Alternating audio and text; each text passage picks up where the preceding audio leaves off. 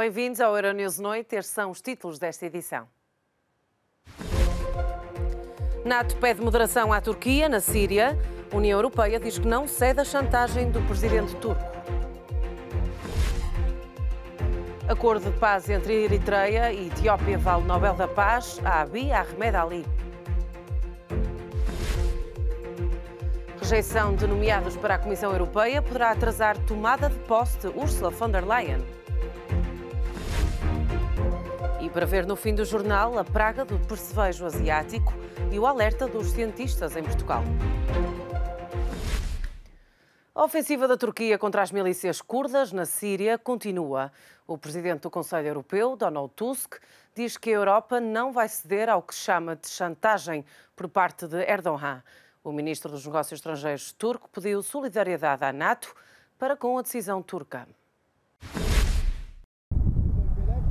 Aumenta a preocupação da comunidade internacional com a ofensiva da Turquia contra os curdos no norte da Síria. As tropas turcas e os aliados sírios ganharam terreno na zona de fronteira sob controle curdo. Ankara diz que quer criar uma zona de segurança para o regresso dos refugiados sírios.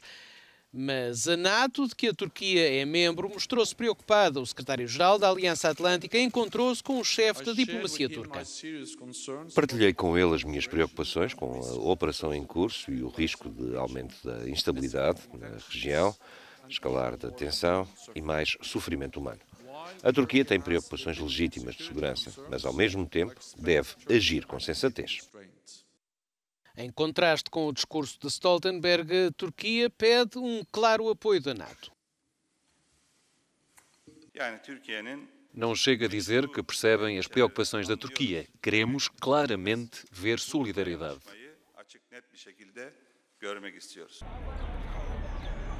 Face às críticas, o presidente turco Recep Tayyip Erdogan ameaçou a União Europeia com uma abertura das fronteiras e um êxodo maciço de refugiados sírios.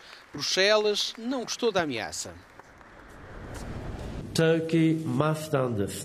A Turquia tem de perceber que o nosso maior receio é que as ações deles provoquem mais uma grande catástrofe humanitária, o que seria inaceitável. Também não vamos aceitar que os refugiados sejam usados como arma para nos chantagear. Por isso, considero as ameaças de Erdogan completamente desproporcionadas.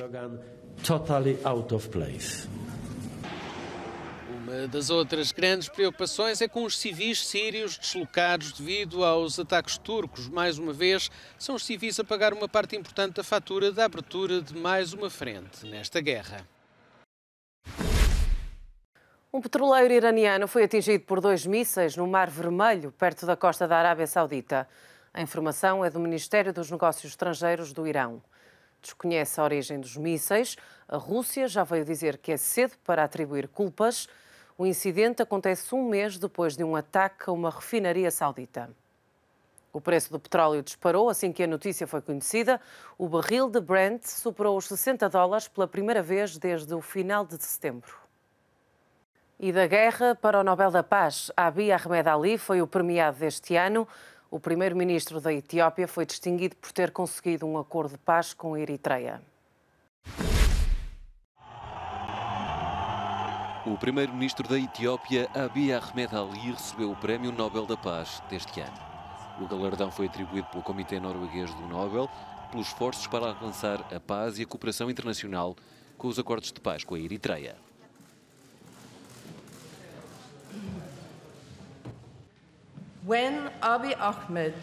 Quando Abiy Ahmed se tornou primeiro-ministro em abril de 2018, deixou claro que desejava retomar as negociações de paz com a Eritreia. Em estreita cooperação com o presidente da Eritreia, Abiy Ahmed rapidamente elaborou os princípios para um acordo de paz para acabar com o longo impasse sem paz, sem guerra entre os dois países. O Comitê destacou ainda o facto de Abiy ter trabalhado para dar relevância ao papel das mulheres na sociedade da Etiópia. Algumas pessoas vão pensar que o prémio deste ano está a ser atribuído muito cedo. O Comitê Norueguês do Nobel acredita que é agora que os esforços de Abiy Ahmed merecem ser reconhecidos e precisam de incentivo. O Comitê Norueguês do Nobel espera que o galardão dê força ao primeiro-ministro Abiy no importante trabalho de paz e reconciliação. Entretanto, o gabinete do primeiro-ministro etíope já reagiu a esta atribuição, afirmou que a nação deve estar orgulhosa e apelou a todos os etíopes e amigos da Etiópia a continuar do lado da paz. O governo britânico vai voltar às negociações com Bruxelas para alcançar um acordo para o Brexit. A União Europeia diz que uma saída sem acordo não está em cima da mesa.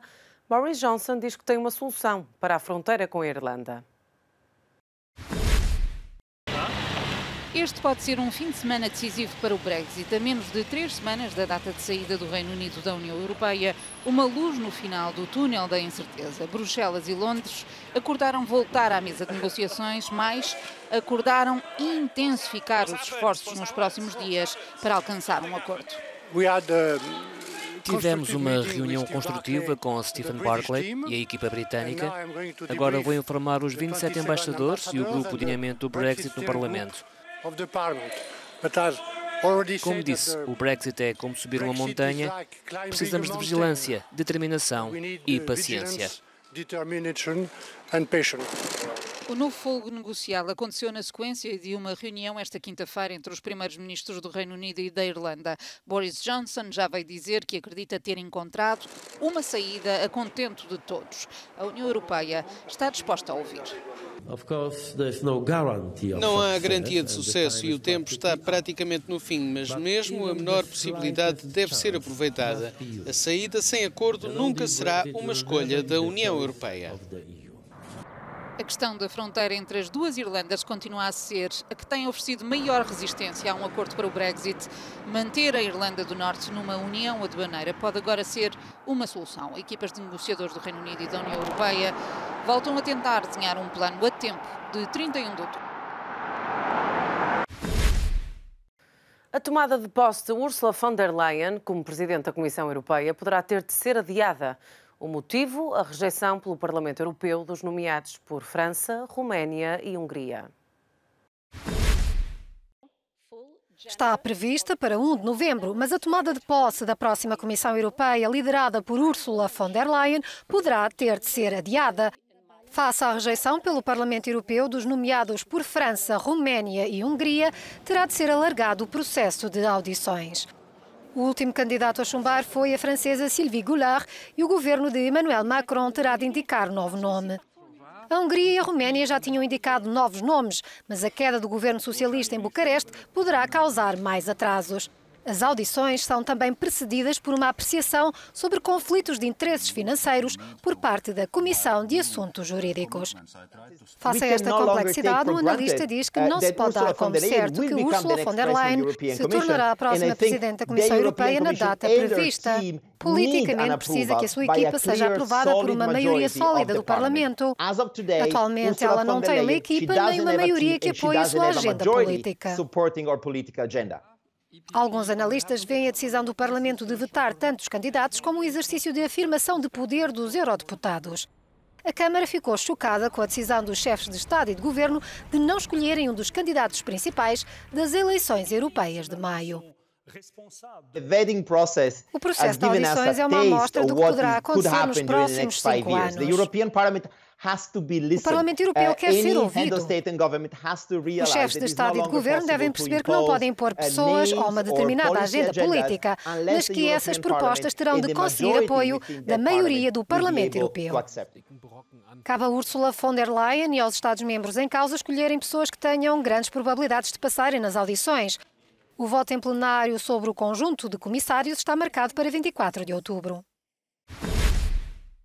A Comissão Europeia publicou uma lista de pragas dos vegetais de combate prioritário. E, a propósito, há um inseto invasor que está a preocupar os cientistas em Portugal, o percevejo asiático. Um grupo de investigadores da Universidade de Coimbra alerta para os perigos. Estas imagens foram captadas há poucos meses na região italiana do Véneto e mostram um cenário digno de filme de terror. O inseto que se vê aqui é o percevejo asiático. Em Itália, a praga dura há pelo menos 2 anos. Alguns cientistas alertam para que o inseto possa em breve chegar em força a outros países, incluindo Portugal. Um grupo da Universidade de Coimbra começou uma ação de sensibilização das pessoas em geral e dos agricultores em particular. Apelam ao envio de fotos e vídeos de avistamentos. Sabe-se que há populações desta espécie na Catalunha. Em Portugal foram vistos percevejos asiáticos em Pombal, distrito de Leiria, que terão viajado com equipamento agrícola importado de Itália. É um inseto picador, sugador, capaz de se alimentar de 300 plantas e frutos diferentes. Tomate, milho, pera, uva e laranja são algumas das culturas mais afetadas. E para nos falar desta praga, temos connosco João Loureiro, investigador da Universidade de Coimbra. Bem-vindo, João. Antes de mais, que inseto é este? Isto é um inseto proveniente do Sudoeste Asiático, já está no continente europeu há alguns anos, mas está às portas de Portugal. Tem populações estabelecidas na região da Catalunha, mas foi interceptada já este ano no nosso território e por isso é a altura ideal para começarmos a estar atentos a esta potencial praga agrícola que também acarreta alguns problemas a nível de saúde pública. E de que maneira é que pode afetar a agricultura? É um inseto da ordem dos hemíptera, é um inseto picador-sugador, pode alimentar-se de mais de 300 espécies de plantas, incluindo muitas das nossas culturas agrícolas. Estamos a falar com potenciais impactos na cultura do tomate, pera, maçã, kiwi, laranja, milho, ou seja, é um inseto que não tem nenhuma cultura em específico, por isso alimenta-se de quase tudo, qualquer parte da planta e com danos que podem ir até aos 90% de perdas num pomar, por exemplo, de laranja. E João, este fenómeno poderá estar relacionado com as alterações climáticas? Está mais relacionado com fenómenos de globalização e do transporte de mercadorias por toda a parte do mundo, uma vez que ele facilmente é transportado em mercadorias agrícolas, em malas de viagem. Agora, em relação às alterações climáticas, ele encontra no nosso país, em Portugal, as condições ideais para proliferar e para estabelecer populações, e quando isso acontecer, teremos problemas graves a nível agrícola e a nível mesmo de saúde pública. Estamos a falar de que tempo? Ou seja, quando falamos de que esta praga pode chegar a Portugal, falamos de mais ou menos de que espaço de tempo? Porque temos Itália aqui ao lado já com esta praga, correto? Sim, ele estabeleceu-se em 2016 na Catalunha, não conseguido estabelecer populações noutras regiões de Espanha, mas a partir da primeira interseção em Portugal, em meados deste ano, de 2019, todos os cuidados são poucos. É importante realmente que, assim que ele é detectado, que seja controlado de alguma forma. É difícil prever, nós queremos fazer com que este espaço de tempo seja longo, ou seja, que evitar o problema enquanto ele não é grave e, por isso, atrasar ao máximo que ele seja um problema em Portugal. Daí acharmos que esta é a altura ideal para as autoridades fazerem algo no seu controle. E de que maneira é que podemos evitar que esta praga chegue a Portugal? Qual é o trabalho que têm desenvolvido?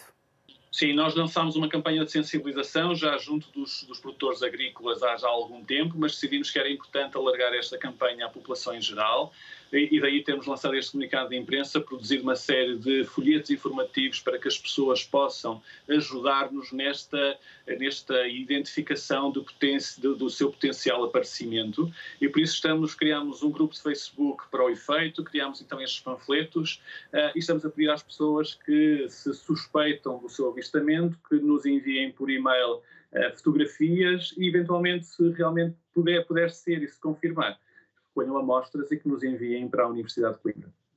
Obrigada, João. João Loureiro, investigador da Universidade de Coimbra, a participar aqui no Euronews Noite. Obrigado.